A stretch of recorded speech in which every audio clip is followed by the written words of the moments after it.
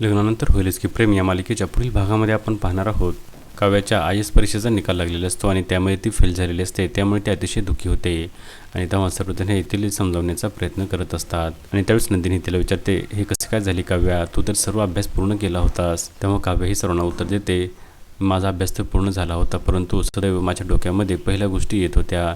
माझी main exam देखील डिसेंबर महिन्यामध्ये होती आणि डिसेंबरमध्ये काय घडले होते हे तुम्हाला माहीत आहे.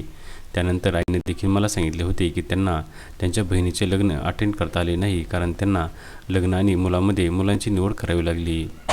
आणि त्यावेळेस पार्थ मान्यवर ओरडतो आणि बोलतो, आई तुला हे सांगण्याची काय गरज होती. आणि तेव्हा वसुंधरा ही या संधीचा फायदा घेते आणि ते बोलते, हे काय पार्थ, आपल्या आईला बोलण्याची ही पद्धत आहे का? आज तुझी बायको जवळ आली म्हणून तुला आई तुझी दूर झाली का? तू आईवर असे ओरडून बोलणार का? आणि ती मांडणीला बोलते, मांडणी आता तुझी मुलं तर तुझ्या हातून गेली. आणि अशा प्रकारे वसुंधरा ही मांडणी व पार्थ यांच्यामध्ये मतभेद निर्माण करण्याचा प्रयत्न करू लागते.